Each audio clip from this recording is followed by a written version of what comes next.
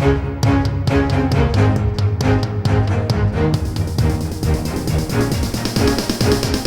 is the Washington Times front page for Wednesday, July 14th, 2021.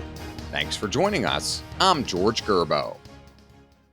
U.S. consumer prices spiked again in June, extending the highest inflation rate in 13 years and emerging as a political threat to President Biden's infrastructure spending proposals. Deputy Political Editor Dave Boyer reports the Department of Labor reported consumer prices rose 0.9% from May to June and 5.4% over the past year. That's the highest jump in 12-month inflation since August of 2008. Core inflation, excluding fuel and food prices, rose 4.5% in the past year, the biggest increase since September of 1991. The persistent rise in prices complicates the president's trillion-dollar infrastructure initiatives. Biden has been promising the spike in inflation is a temporary response as the pandemic lockdown economy returns to full speed. Republicans intend to use the consumer crunch as a campaign issue.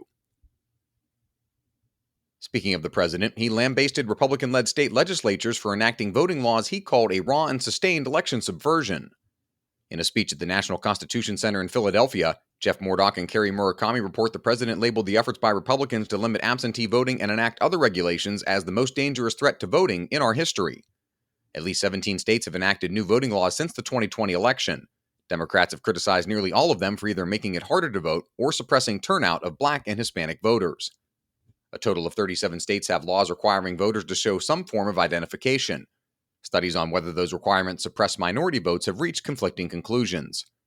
A February 2019 study by the National Bureau of Economic Research examined the turnout in every election from 2008 through 2018. The study found little difference between those states that have strict ID requirements and those that don't. In 2017, researchers at the University of California, San Diego, and Bucknell University found an opposite result. They found Black and Hispanic voters were less likely to vote in states that have strong voter ID laws. A reminder that you can find all these stories at WashingtonTimes.com/front page. Don't have access to the Times yet? Visit WashingtonTimes.com/George and get 25% off your annual subscription. On immigration, few illegal immigrants that are caught and released at the border on promises of turning themselves in are showing up, leaving the Department of Homeland Security with few options for tracking them down. Stephen Dinan reports at best the appearance rate is less than 25%, according to data from members of Congress and from U.S. Immigration and Customs Enforcement. Normally, those who make claims of protection would be given what is known as a notice to appear, which is essentially a time and date summons for a hearing. But immigration courts were so backed up that Border Patrol was catching and releasing thousands of people without notices to appear. Instead, immigrants were given notices to report to an ICE office within 60 days to collect their notice to appear.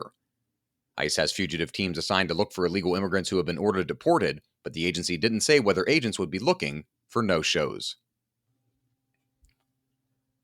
And finally, China's military has recently deployed electronic warning and surveillance aircraft and helicopters on 2 disputed islands in the South China Sea. Bill Gertz reports analysts say the move is a sign the People's Liberation Army has begun routine air operations from the bases. In the past, military aircraft only made occasional stops at those bases. Since 2013, the Chinese military has undertaken a major campaign to expand power and protect its broad claims to sovereignty over the South China Sea. The bases can house all types of warplanes and bombers and contain docking facilities capable of handling most Chinese warships. Find all of today's front page stories at WashingtonTimes.com/front page or on the Washington Times app, and subscribe for free to this podcast. Just search Washington Times on your favorite podcast platforms. You can also follow us on Twitter and Instagram at Wash Times, as well as on Facebook for breaking news, sports, commentary, and more. For the Washington Times, I'm George Gerbo.